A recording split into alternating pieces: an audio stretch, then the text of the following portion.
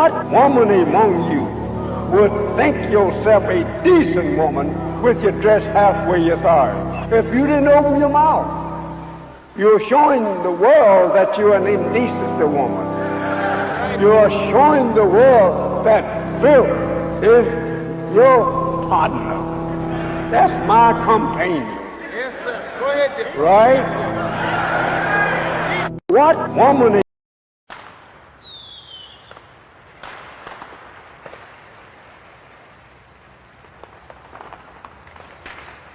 They took off their pants, they took off their miniskirts, they wear the long robes down, the headpieces, they're just like the Muslims in America, and they follow him through his word. So what I'm saying to you is what I have heard, what I'm saying, I don't know who I'm influencing until they themselves stand up. What's wrong with miniskirts? What's wrong with hot pants? Well, see, this is a European design thing, but righteous people, you go to Saudi Arabia and tell a woman to put on miniskirt. Go to Zaire, Africa, and have the women put on short dresses. They'd be fine, they're locked up. Go to Pakistan, or go to all throughout black Islamic Muslim countries. Number one, I have a wife, and she's walking around with a skirt up to here. And then what's happening? Well, why do I want everybody to see her? What's the man? People looking and winking, they lusting for her, all kind of freaks and no good people on the streets. Why do I want my wife? She came bent over because the panties show if the wind blow. Show the behind. Cows and animals and mules, human beings don't walk behind out. Savages walk around with their behinds out. And my wife's behind ain't for every man to look at. You understand? So it makes a lot of sense. So how can I protect my woman if I'm walking down the street, she's half naked, and some sadist run up and grab her? Hell, I shouldn't have put out there. If I got merchandise I want to sell, I put it in the window for you to see. So if I want my wife, why do I want everybody to see my wife? What's private? What's mine? Everybody looking at her. Which means what's wrong with it? How can you have a wife or somebody you love? Anything God made precious, nature hides it. You cannot find diamonds easy. You have to dig and dig and dig. Then you got to work to clean them. You cannot. You cannot find. Listen. You cannot find gold. Everything God made valuable, He made it hard to get. Pearls, rubies, and ain't my oil. You have to dig, and half the time it don't strike. Everything God created that was valuable, He made it hard to get to. Ain't my woman more important than some diamonds and some oil and some gold when she's the field which produced my sons and daughters? Why should she walk around all nude in all of these design clothes? Her breasts is out. She's on the beach wearing clothes that show more than her panties when she go to bed. That's right. People don't just might as well come out with a brassiere on and her panties. She'd be more covered up than she do in the European style with just something covering up her nipple and just a little old G-string over, and she's walking out on the beach naked.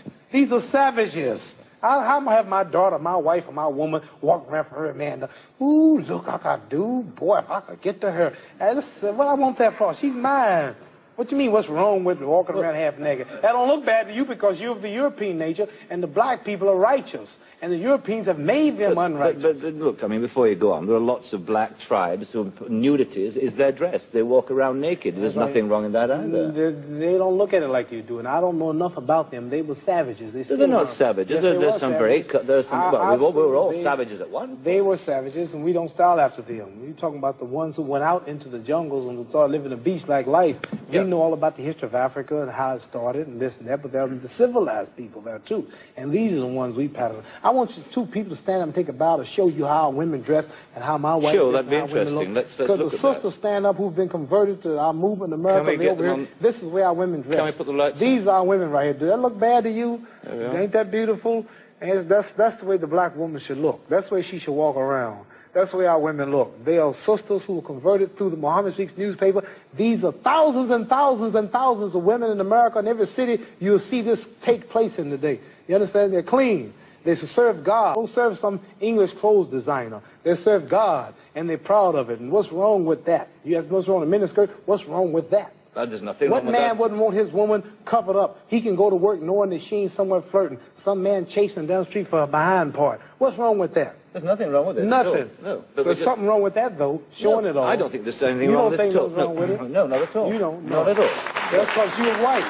That's because your nature is not righteous. Listen, it's not because I'm white and you're black. I mean, that's nonsense and you know it. Your nature is not righteous. How do you mean my nature is not righteous? You said you don't mind your woman walking half naked. You're making some incredible assumptions about me. You tell me you don't. It's the truth. You're telling the world on television. Have you got the priority on the truth? Yes, you know the truth more than I do? The truth is that you don't mind your woman walking around half nude.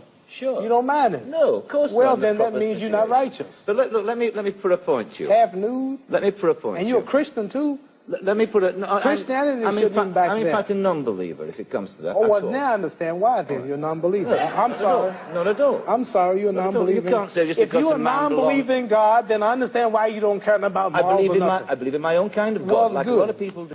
See, that was fire. That was the truth. Muhammad Ali, he told the truth. He said, if you don't mind your woman walking around, your wife, your daughter walking around half naked, you don't see a problem with that, it's because you're not righteous. And see, that is the thing that has been misconstrued and the misconception and the ideology that's been pushed on the daughters of Zion here in Babylon, that it's okay to walk around naked. It's okay to walk around with the half of your behind hanging out, your breasts hanging out, your curves showing, your body just out there for whoever. But no, these are the ways of the heathen. The daughters of Zion, we was given commandments on how we should carry ourselves, how we should dress, how we should present ourselves. And the daughters of Zion have to remember that we were given modesty, we were given shamefacedness, sobriety, we were given instructions on how to be a virtuous woman, how to carry yourself, how to conduct yourself. Walking around with your private parts out, your behind out, your breasts showing, your curves showing, it speaks volume about yourself. And I know everybody done seen the comedian Dave Chappelle when he like, well, what if I dressed up like a cop and it was an emergency and somebody came up and was like, officer, we need your help. He like, well, why would you assume that I'm an officer? Just because I'm dressed this way, that don't mean I'm an officer. You can see it. You ever have this happen? This is how confusing it is. This is the practical application of what I'm talking about. Like a guy be out, this happens to a lot of guys, you be at a club, bar, right? You're kicking with your boys, and a girl walks by, and man, she looks good. She looks good. Not good in that classical way.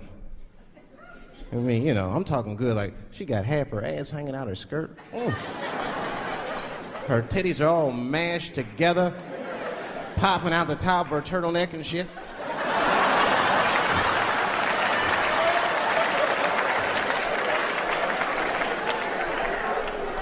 And you with your buddies, right? You with your buddies, you got a couple drinks in you, and you see a girl, you might try to talk to her. This might not come out right. I don't know what you say, but damn, look at them titties! Right? The girl gets mad at you. Oh, wait a minute. Just because I'm dressed this way does not make me a whore. Which is true. Gentlemen, that is true. Just because they dress a certain way doesn't mean they are a certain way. Don't ever forget it. But ladies, you must understand that that is fucking confusing. Just is. Now that would be like me, Dave Chappelle the comedian, walking around the streets in a cop uniform. Somebody might run up on me. Oh, thank God. Officer, help us. Come on, they're over here. Help us. I'm like, oh, just because I'm dressed this way does not make me a police officer. Well, it's the same thing. If you dress like a harlot, people will perceive you as a harlot because you're probably a harlot. Because if you're not a harlot, you wouldn't dress that way. You wouldn't uncover your secret parts. You won't uncover your body. But we have to understand these the curses that fell upon the daughters of Zion for their haughtiness, their pridefulness, their whorishness. They walk around with their secret parts uncovered, and they're not even ashamed about it. That's how far gone the daughters of Zion are.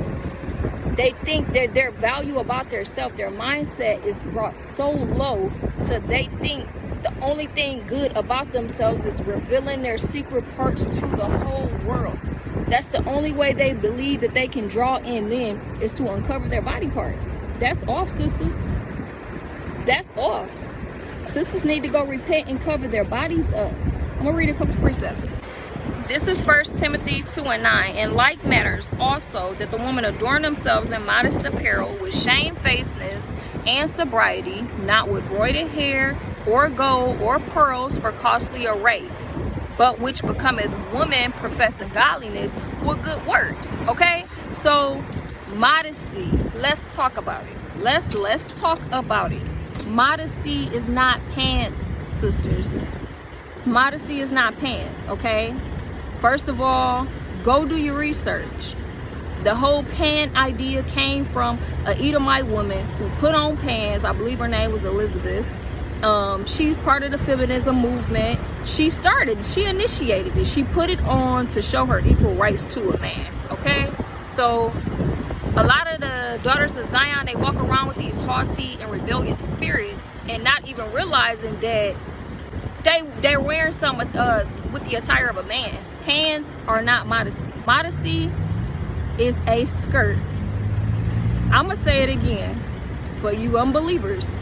Modesty is a skirt, long skirt, a let down skirt, a skirt that's not fitting to your body, a skirt that does not reveal your shape, a skirt that doesn't allow a man to look upon you in lust. They don't see anything. That's modesty. And modesty also, it starts in the inside. It's your spirit. What man know the spirit that is within that man except that person? Nobody know your spirit better than you. So the spirit that is within you is going to radiate on the outside. If you're a harlot within, it's going to show that you're a harlot on the outside. If you're modest within your spirit, it's going to show that you're a modest woman on the outside. It matters. Your attire matters. It matters. And this is how you're viewed. It say, who could find a virtuous woman? For her price is far above rubies. When you understand your value and you understand to be covered up is a valuable thing, then you will realize when your body's uncovered how you're putting your own self out there as cheap. Because if you go into the precept and it talks about their array, the attire, and you go into the blue letter and you look it up, that's the clothing that the women wore, the Israelite women wore. And it was very expensive, costly. But you look at a harlot and what does she have on? Her whole outfit cost about $10. It's cheap. It looks cheap. She looks cheap. Her value is cheap. And she's easy to get. The only thing she's pushing out there and advertising is her body. Sisters have to realize this. You have to choose. You can't be in the middle. Modesty is covered completely up. Where not a man can lust over you. Not saying that a man won't lust over you because you're covered. They're just sick if they're lusting over you and your whole body's covered. That's not what I'm saying. I'm saying modesty is covered up. Modesty is not revealing your cleavage, not revealing your breasts. You can't see the shape of your body. You can't see how big your buns is. That's immodest. And sisters need to get that through their head, especially sisters that call themselves converting over into this truth. Modesty is a loose fitting, long letting down dress where your body is covered up. You know, in the book of Job, and I'm going to just paraphrase it, it says, I put on righteousness and it clothed me. Spiritually and physically. Spiritually, I put on righteousness because I received the breath of life. I began to keep commandments. I go through the precepts. I search the precepts. I find out what I'm supposed to do as a woman. I find out that I'm supposed to be modest and shamefaced, and I seek those things through. A spirit change had to happen. A heart change, your mind change. A renewing of my mind had to happen in order for me to convert over and become a modest woman. Same thing. I put on righteousness and it clothed me. So we're going to go to the physical attire. You have to cover your body up. When your spirit change, your spirit mind change, where your spirit man changes from being a worldly woman that was immodest and you convert over into a righteous woman, guess what? We're going to see that on the outside. So it's not a carnal thing what I'm talking about. This is very spiritual. We're supposed to represent the Most High in our bodies. And how are you representing the Most High when you're causing men to lust over you, when you're revealing your body, when you're uncovering your body and you think that it's okay? You're not representing the Most High. You're representing your father, the devil.